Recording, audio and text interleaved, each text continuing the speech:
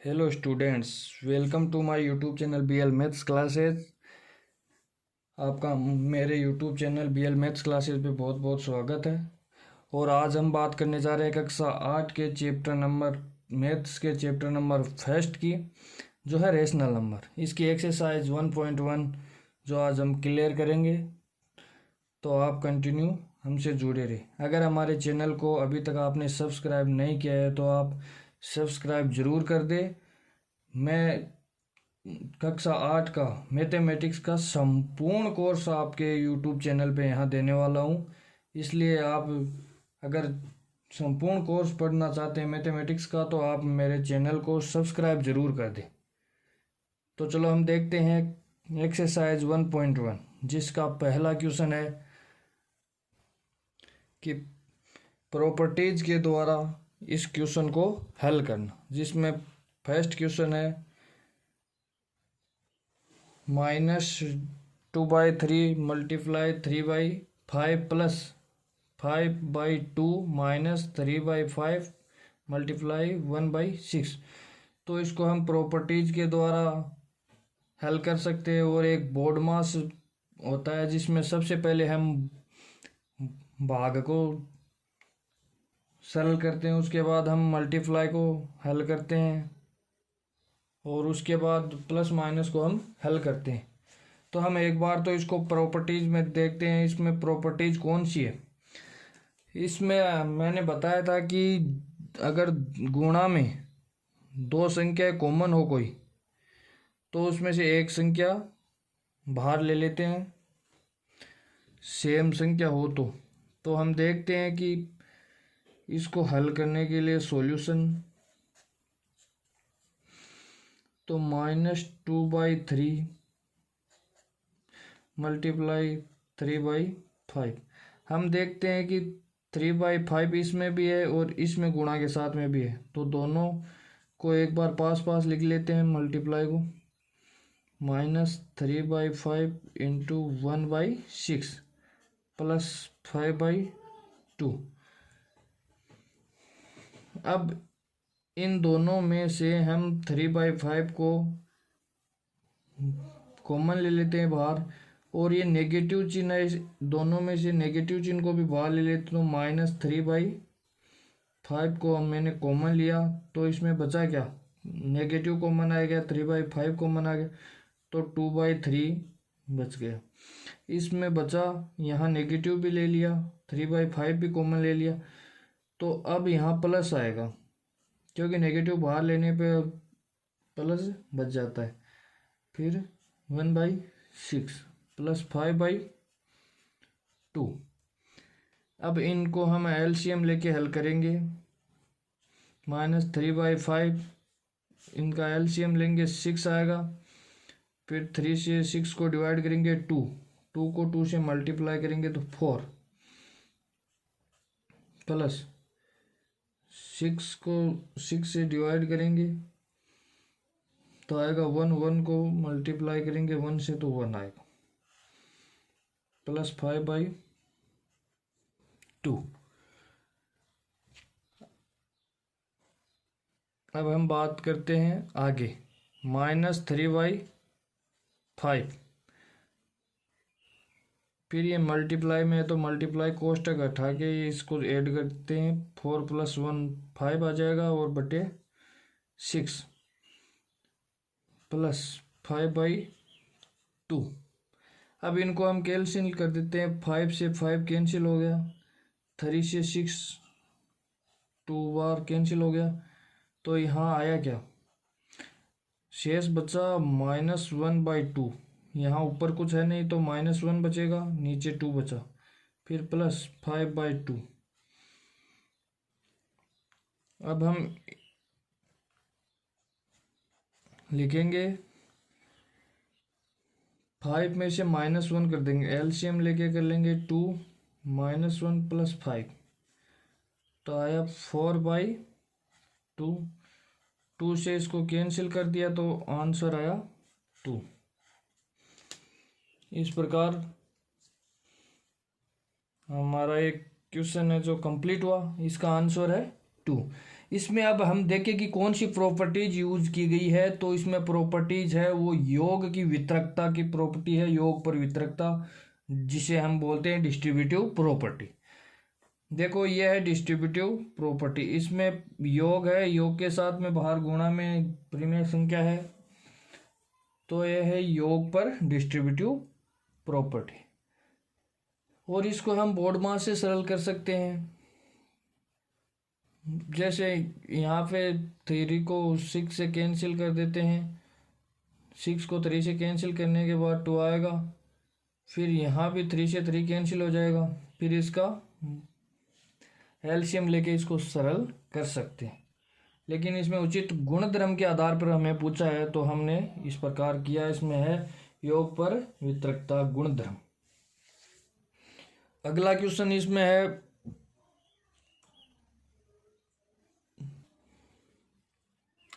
ये क्वेश्चन, हम इसको गुणधर्म के आधार पर भी कर सकते हैं और सीधा कर सकते हैं। इसको मैंने गुणधर्म के आधार पर कॉमन लेके बताया, अगर किसी दो मल्टीप्लाई में कॉमन है तो एक को सेम है तो उसको एक को कॉमन ले लेते हैं, कॉमन लेके हम कर सकते हैं। जैसे इसमें 2/5 है और इसमें भी 2/5 है, दोनों को हम पास पास लेके 2/5 कॉमन लेके कर सकते हैं। और बोर्ड मास नियम से करेंगे तो सबसे पहले भाग को किया जाता है, अगर कहीं भाग का निशान दिखाई दे डिवीजन का तो सबसे पहले उसको हल करेंगे, उसके बाद करेंगे हम गुणा को हल करेंगे, इसके बाद फिर प्लस माइनस दोनों में से किसी को भी हल कर सकते हैं। तो इसमें भाग तो है नहीं, इसमें मल्टीप्लाई है, तो मल्टीप्लाई को सबसे पहले हल करेंगे। तो यहाँ तो मल्टीप्लाई में कोई कैंसिल हो नहीं रहा, यहाँ कैंसिल हो रहा है और यहाँ भी हो रहा है। तो हम एक बार लिखते हैं क्वेश्चन को, 2/5 multiply -3/7 minus 1/6 into 3/2 plus 1/14 multiply 2/5। तो हम जो कैंसिल हो रहे हैं उसे मल्टीप्लाई में कैंसिल कर देते हैं। ये 3 से हम 6 को कैंसिल कर देते तो 2 आएगा, फिर 2 को 14, 2 से 14 को डिवाइड कर देंगे तो यहाँ आएगा 7, और फिर मल्टीप्लाई कर लेते हैं दोनों को, तो 3 को 2 से मल्टीप्लाई करेंगे तो ये नेगेटिव चिन्ह भी बाहर आ जाएगा, -6/35। 5 को 7 से मल्टीप्लाई किया, 5 को 7 से मल्टीप्लाई करने पर 35 आएगा। इसको बोर्ड मास नियम से कर रहे हैं, इसको हम प्रॉपर्टीज से किया था, कैसे भी कर सकते हो, आंसर लेके आना है। इसमें यही बताया है कि आप गुणधर्म के आधार पर करो, तो गुणधर्म के आधार पर कर लेना, और मान पूछे तो आप इस प्रकार हल कर सकते हो बोर्ड मास नियम से। और इसमें कैंसिल होके बचा -1/4, अंश में तो कुछ है नहीं, हर में 2 मल्टीप्लाई 2 है तो 4 हो जाएगा ऐसा, फिर प्लस, फिर अंश में कुछ है नहीं, हर में 35। तो हम 35 दोनों को एक जगह लेते हैं एक बार,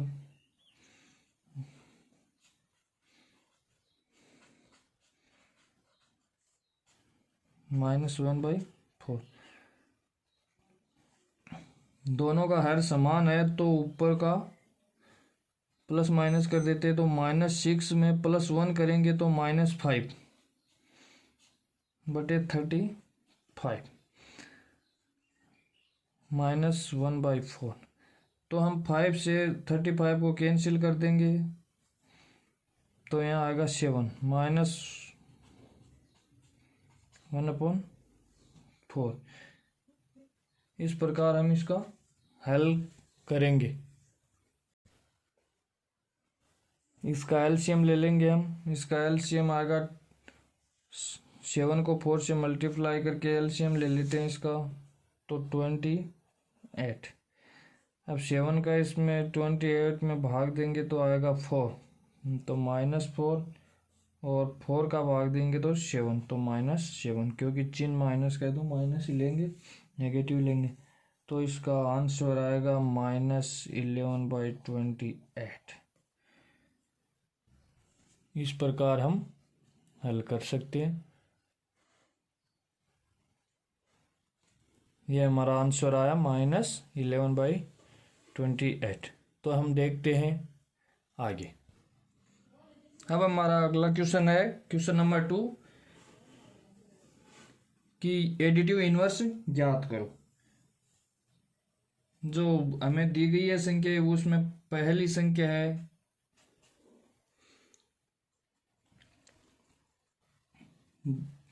2/8।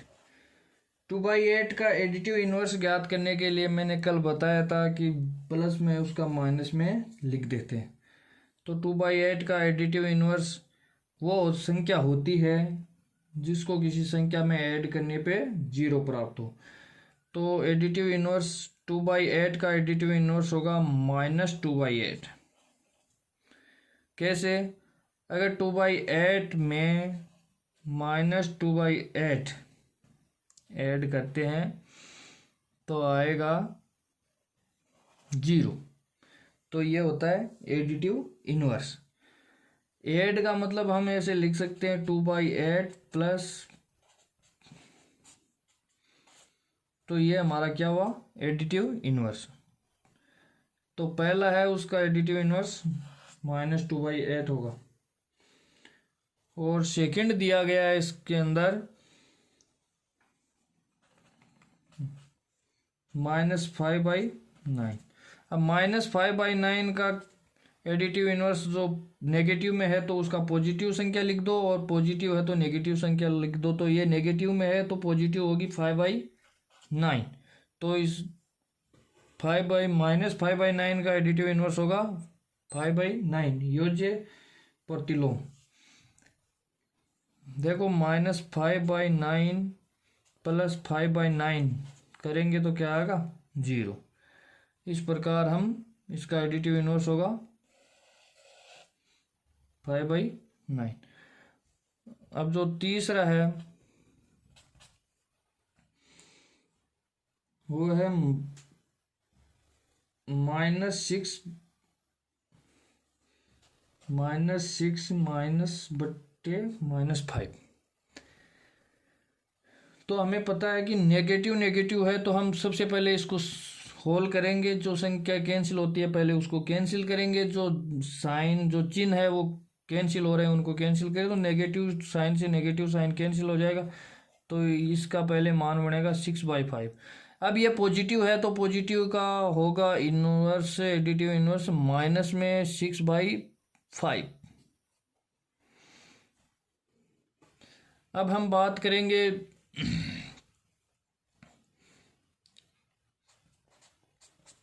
अगले की क्वेश्चन की, जिसमें है आपको यहाँ बताया गया है कि अगला क्वेश्चन में एडिटिव इनवर्स ज्ञात करना है। उसमें है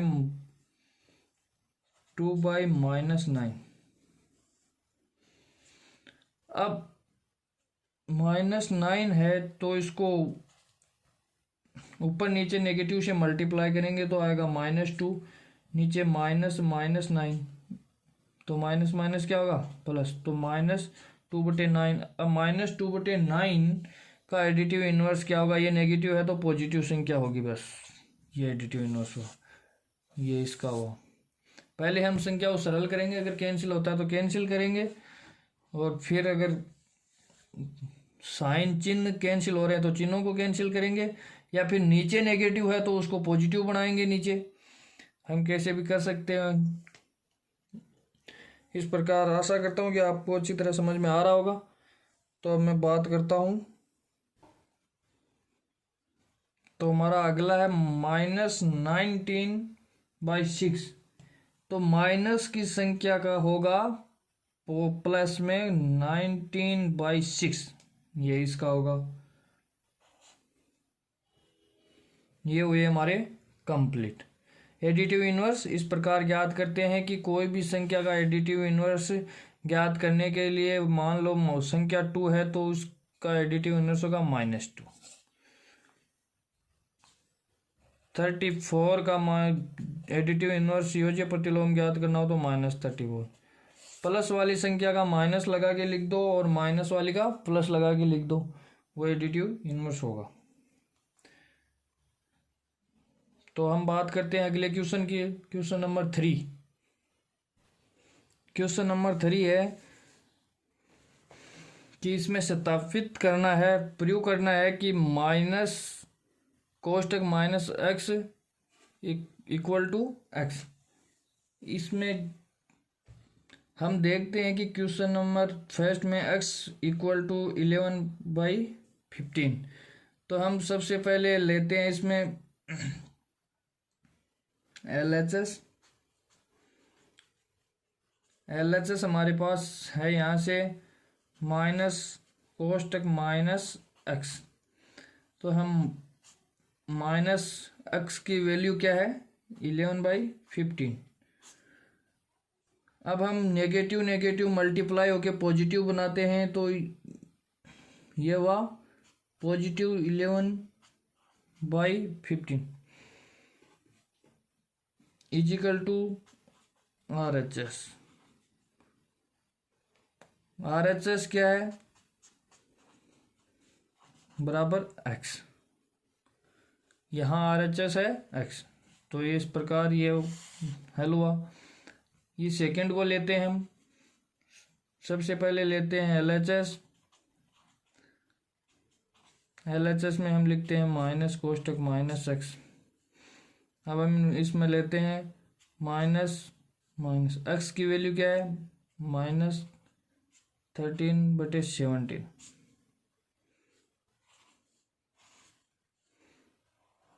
ये हमारा क्वेश्चन। तो पहले हम अंदर के कोष्टक को हल करेंगे, तो नेगेटिव नेगेटिव क्या होगा पॉजिटिव। तो ये आएगा 13/17। फिर इसको मल्टीप्लाई करेंगे, नेगेटिव को अंदर की तरफ 13/17, जो कि x के इक्वल नहीं है।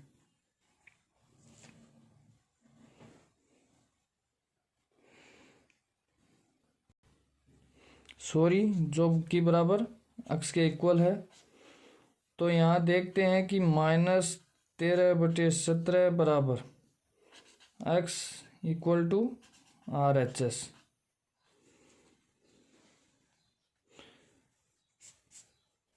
यहाँ x का वैल्यू हमें दी गई है -13/17, तो ये वैल्यू हमें प्राप्त होती है RHS में। तो इस प्रकार हम बात करते हैं अगले क्वेश्चन की, क्वेश्चन नंबर 4 की। तो हमारा क्वेश्चन नंबर 4 है, गुणात्मक प्रतिलोम ज्ञात करो, फाइंड द मल्टीप्लिकेटिव इनवर्स ज्ञात। अब गुणात्मक प्रतिलोम कैसे ज्ञात किया जाता है, जो हमने आपको इंट्रोडक्शन में संपूर्ण रूप से बताया है। तो आप देख सकते हो इंट्रोडक्शन हमारे वीडियो में जाके, जिसमें चैप्टर नंबर 1 कंप्लीट करवाया हुआ है। आप अच्छी तरह से पढ़ सकते हो, फिर इसे कर सकते हो अगर आपको अचानक इस वीडियो को देख रहे हो समझ में नहीं आ रहा है तो। और मैं इसमें भी आपको समझा दूंगा कि गुणात्मक प्रतिलोम क्या होता है, मल्टीप्लिकेटिव इनवर्स क्या होता है और कैसे ज्ञात किया जाता है। तो अब हम देखते हैं कि गुणात्मक प्रतिलोम वह संख्या होती है जिसको किसी संख्या के साथ मल्टीप्लाई करने पर इजिकल टू 1 आए। तो जैसे देखते हैं हम कि -13 है यहाँ, तो -13 का गुणात्मक प्रतिलोम क्या होता है। तो -13 को ऐसी कौन सी संख्या से मल्टीप्लाई करें, तो हम इसको हल कर सकते हैं -13/1। तो इसका क्या होता है, इसका व्यतिक्रम होता है, रेसिप्रोकल होता है, जो क्या होता है -1/13। ये होता है इसका रेसिप्रोकल व्युत्क्रम को ही हम गुणात्मक प्रतिलोम कहते हैं। मतलब संख्या को उल्टा करके लिखना है, और अगर नेगेटिव है तो नेगेटिव संख्या आएगी, पॉजिटिव है तो पॉजिटिव संख्या आएगी। अब हम बात करते हैं इसकी -13/19 का रेसिप्रोकल क्या होगा 19/13। अगर नेगेटिव है तो यहाँ भी नेगेटिव। अब देखते हैं कि इसको इससे मल्टीप्लाई करेंगे तो 1 आएगा। अगर 1 आ रहा है तो ये गुणात्मक प्रतिलोम है या अन्यथा नहीं है। तो हम पहले इसकी जांच करते हैं। तो -13 को मल्टीप्लाई -1/13, 13 से 13 कैंसिल हो गया, नेगेटिव नेगेटिव पॉजिटिव हो गया, तो क्या आया 1 प्राप्त हुआ। इसी प्रकार यहाँ भी हम देखेंगे -13/19 मल्टीप्लाई -19/13, तो 19 से 19 कैंसिल, 13 से 13 कैंसिल, नेगेटिव नेगेटिव क्या हो गया मल्टीप्लाई हो गए पॉजिटिव, तो हमारा आंसर क्या आया 1। अब हम बात करते हैं कि -5/1 आएगा इसका। अब 1/5 का गुणात्मक प्रतिलोम क्या होगा, इसको उल्टा कर देना है, 5/1 ये होता है गुणात्मक प्रतिलोम। और सही डेफिनेशन देखे तो गुणात्मक प्रतिलोम वह संख्या होती है जिसको उसी संख्या के साथ में गुणा करने पर =1 आए। अगर प्लस है तो प्लस रहने दे, या नेगेटिव है तो नेगेटिव लगा देंगे। तो यहाँ तो पॉजिटिव है तो पॉजिटिव ही आएगा। अब देखते हैं, इसकी जांच करते हैं। 1/5 को मल्टीप्लाई 5/1, तो 5 से 5 कैंसिल, क्या आया 1। अब हम बात करते हैं क्वेश्चन, इसका है 4th। तो इस 4th में देखते हैं कि ये 2 संख्या है, इन दोनों संख्याओं को सबसे पहले हमें क्या करना है, हल करना है, इसका छोटा रूप बनाना है, इसका सरलीकरण करना है। तो सरलीकरण करने के लिए हम इसको दोनों को मल्टीप्लाई करेंगे, तो नेगेटिव नेगेटिव मल्टीप्लाई होगा तो पॉजिटिव, तो ये संख्या आएगी पॉजिटिव में, तो पॉजिटिव। अब 5 को 3 से मल्टीप्लाई करेंगे तो 15, फिर आएगा 7 को 8 से मल्टीप्लाई करेंगे तो आएगा 56। तो ये इसी प्रकार प्राप्त हुआ 15/56। इसका हमें ज्ञात करना है गुणात्मक प्रतिलोम मल्टीप्लिकेटिव इनवर्स। तो देखते हैं कि इसको उल्टा करना है। उल्टा करने पर व्युत्क्रम करते हैं, जिसको हम सरल भाषा में उल्टा करना बोलते हैं। 56/15, यहाँ पॉजिटिव है तो पॉजिटिव रहने दे, अगर नेगेटिव है तो नेगेटिव संख्या लगा दे। तो इसी प्रकार इसका क्या हुआ, गुणात्मक प्रतिलोम 56/15। अब हम बात करते हैं अगले क्वेश्चन की। तो इसको भी हम सरल करते हैं। इसको हम सरल करेंगे तो नेगेटिव को नेगेटिव से मल्टीप्लाई करेंगे तो ये पॉजिटिव संख्या बनाएगा। फिर 2 को 1 से करेंगे तो 2, फिर 5 को 1 से करेंगे तो 5। अब इसका हम ज्ञात करेंगे कि क्या होगा, तो इसका उल्टा कर दे 5/2। ये क्या होगा, इसका गुणात्मक प्रतिलोम। ये इसका गुणात्मक प्रतिलोम होगा, ये इसका होगा, ये इसका होगा। हम अब बचा एक और है इसमें कि -1 का गुणात्मक प्रतिलोम क्या होगा। तो -1 का गुणात्मक प्रतिलोम आएगा, माइनस में है तो -1, क्योंकि -1 को मल्टीप्लाई -1 से ही करेंगे तो इसमें आएगा 1।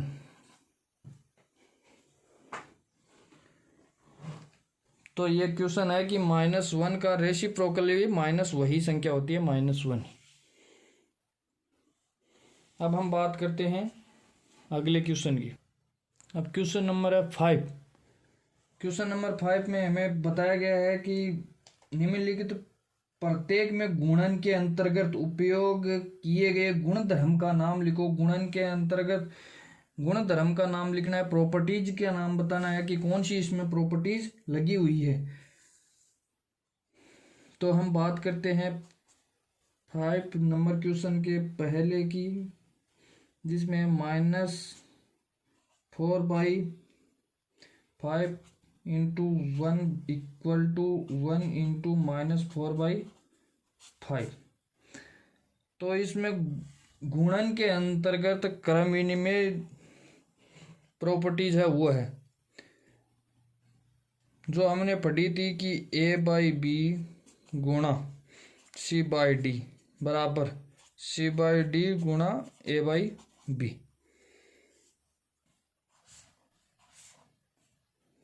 इसको हम बोलते हैं क्रम विनिमय गुणात्मक। गुणात्मक में क्रम विनिमय है, गुणन में क्रम विनिमय प्रॉपर्टीज है। अब हम दूसरे क्वेश्चन की बात करते हैं। इसमें सेकंड क्वेश्चन है -13/17 मल्टीप्लाई -2/17 बराबर equal to -2/7 multiply -13/17।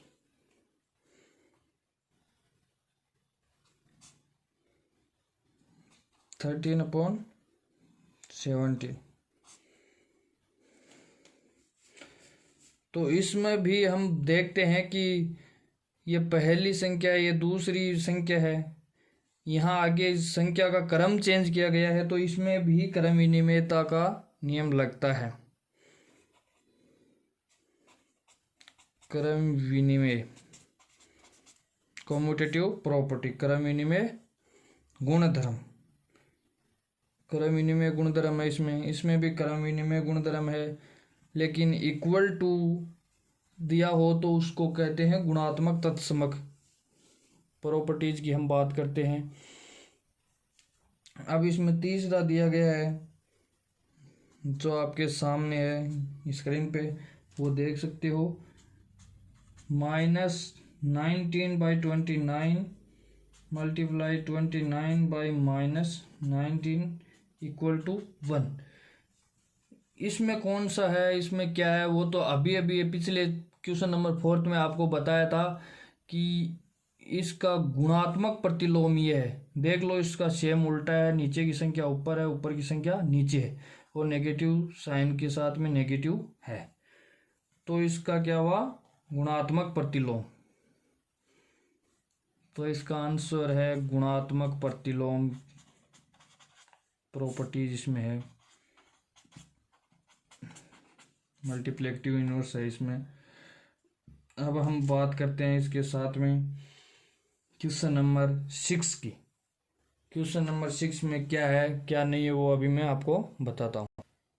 Question number 6 है जो आपको इसमें दिया गया है कि 6/11 को -7/16 के व्युत्क्रम से गुणा करो। तो 6/13 को मल्टीप्लाई हमें किससे करना है, -7/16 के रेसिप्रोकल। इसका तो हम बात करते हैं -7/16 का रेसिप्रोकल क्या होता है, गुणात्मक प्रतिलोम क्या होता है, जो मैंने अभी बताया है कि इसको पहले तो क्या करना है, उल्टा करना है। उल्टा कर दिया। अब इसका देखना है चिन्ह अगर नेगेटिव है तो यहाँ भी नेगेटिव लगा दो। तो इसमें क्या होगा, इसका -7/16 का रेसिप्रोकल होगा -16/7। उसी से मल्टीप्लाई करना है 6/13 को। तो 6/13 को मल्टीप्लाई करना है -16/7 से। तो अब क्या आएगा, इसको मल्टीप्लाई करना है। इसको मल्टीप्लाई करने से हमें पता चल जाएगा कि क्या आंसर आएगा इसका।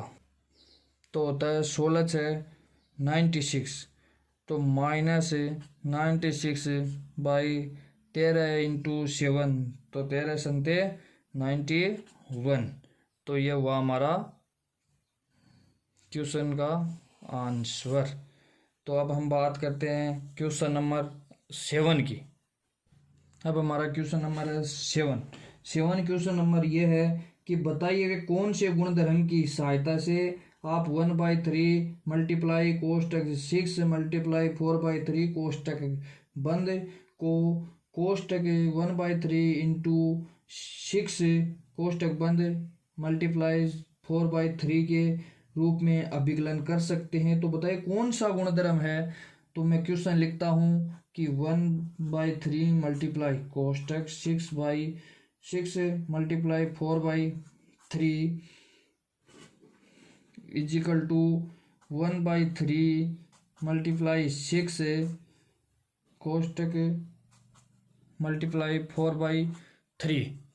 तो हम क्वेश्चन नंबर 7 में ये दिया गया कि किस गुणधर्म के कारण इसको हम इस प्रकार लिख सकते हैं। तो अगर संख्या ए 3 परिमेय संख्या हो, जैसे पहली परिमेय संख्या, दूसरी परिमेय संख्या और तीसरी परिमेय संख्या, अगर 3 परिमेय संख्या हो मल्टीप्लाई में हो, तो अगर अगले में इसमें कोष्टक पहले वाले के साथ में कर दिया जाता है मल्टीप्लाई में, तो इसमें गुणा के साथ में सहचार्य जो गुणधर्म है उसका प्रयोग किया गया है।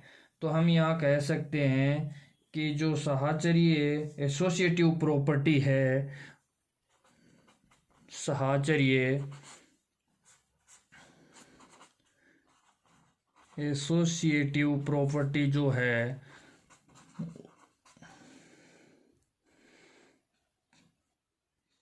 जो प्रॉपर्टी हमें दी गई है, सहचर्य प्रॉपर्टी का यहाँ पालन किया गया है और वो गुणन के रूप में किया गया है। तो हम कह सकते हैं इसमें कौन सा गुणधर्म है, सहचर्य एसोसिएटिव गुणधर्म, एसोसिएटिव प्रॉपर्टी। तो हम बात करते हैं क्वेश्चन नंबर 8 की। क्वेश्चन नंबर 8 हमारा है आपके सामने। वो क्वेश्चन नंबर 8 है कि -1 सही 1/8 का गुणात्मक प्रतिलोम, इसका रेसिप्रोकल या मल्टीप्लिकेटिव इनवर्स 8/9 होगा क्या। तो हमें ये जांच करनी है कि इसका गुणात्मक प्रतिलोम 8/9 होगा क्या। तो हम देखते हैं कि पहले इसको हल करते हैं। इसको हम फ्रैक्शन में चेंज करते हैं, मिक्स फ्रैक्शन से।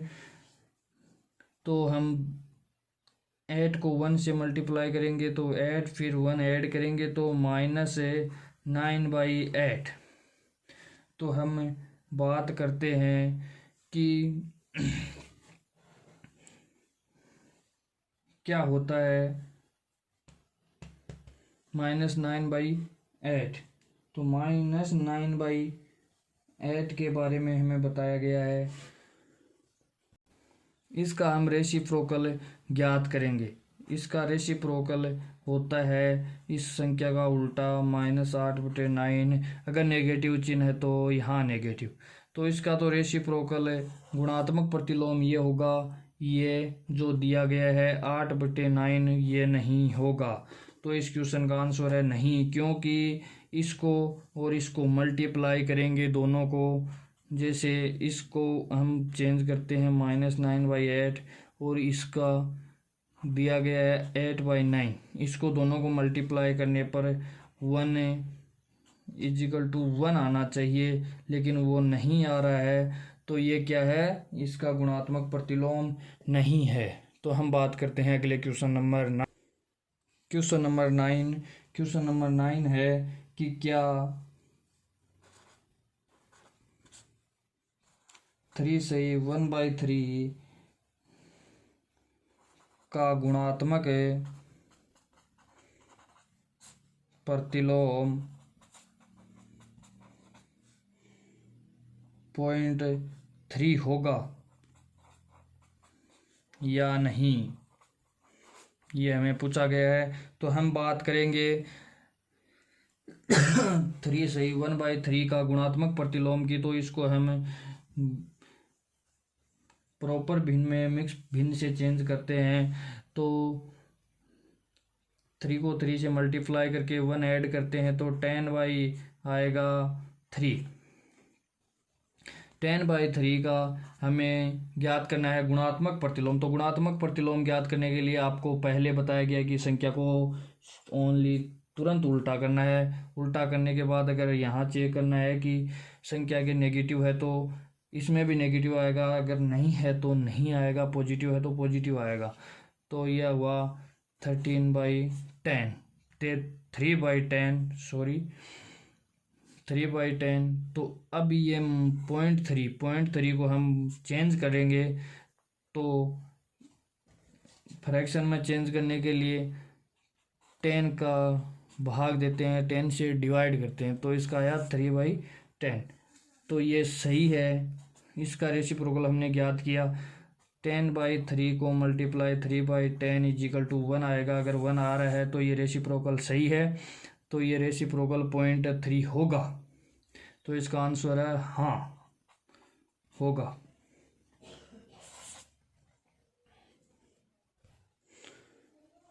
अब हमारा क्वेश्चन नंबर है 10 का पहला प्रश्न है, वो है ऐसी परिमेय संख्या जिसका कोई व्युत्क्रम नहीं है, मतलब जिसका कोई रेसिप्रोकल नहीं है, मतलब ऐसी संख्या जिसका रेसिप्रोकल नहीं है। तो इसमें हम बात करते हैं क्वेश्चन नंबर 10 की। तो 10 में जो पहला है वो पूछ रहा है कि ऐसी परिमेय संख्या जिसका कोई रेसिप्रोकल नहीं है, जिसका कोई व्युत्क्रम नहीं है। तो हम बात करते हैं कि मतलब 0 है उसका रेसिप्रोकल नहीं होता और सभी का रेसिप्रोकल होता है। अगला सेकंड क्वेश्चन है जिसमें पूछा गया है कि परिमेय संख्याएं जो अपने व्युत्क्रम के समान है, मतलब वे परिमेय संख्याएं बताओ जो अपने रेसिप्रोकल गुणात्मक प्रतिलोम के इक्वल है। तो मैंने पहले क्वेश्चन में एक बार पहले भी बताया था कि इसमें ना 1 है, 1 का रेसिप्रोकल 1 ही होता है, तो 1 को 1 से मल्टीप्लाई करेंगे तो 1 ही आएगा, तथा इसका एक रेसिप्रोकल -1 का भी -1 ही होता है। अब हम बात करते हैं तीसरे क्वेश्चन की। तीसरा क्वेश्चन ये है कि परिमेय संख्या जो अपने ऋणात्मक के समान हो, वो परिमेय संख्या जो अपने ऋणात्मक के समान हो, मतलब परिमेय संख्या ऐसी कौन सी परिमेय है जो अपने ऋणात्मक के भी समान हो। तो 0 ऐसी परिमेय संख्या है, 0 अपने नेगेटिव के बराबर भी है। अब हम बात करते हैं क्वेश्चन नंबर 11 की। क्वेश्चन नंबर 11 हमें बताया गया है 11 नंबर क्वेश्चन में, वो है क्वेश्चन की रिक्त स्थानों की पूर्ति करें। इसमें पूछा गया है कि शून्य का व्युत्क्रम क्या होता है। तो अभी हमने पहले बताया था कि शून्य का व्युत्क्रम नहीं होता।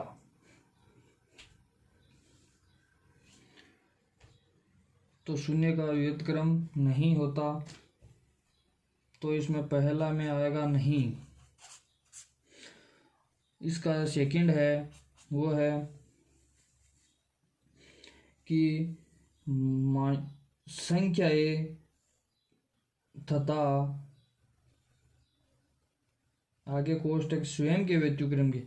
तो मैंने बताया था कि 1 तथा -1 ये दोनों क्या होती है, अपने खुद के व्युत्क्रम के इक्वल होती है, व्युत्क्रम के बराबर होता है, स्वयं ये व्युत्क्रम ही होती है।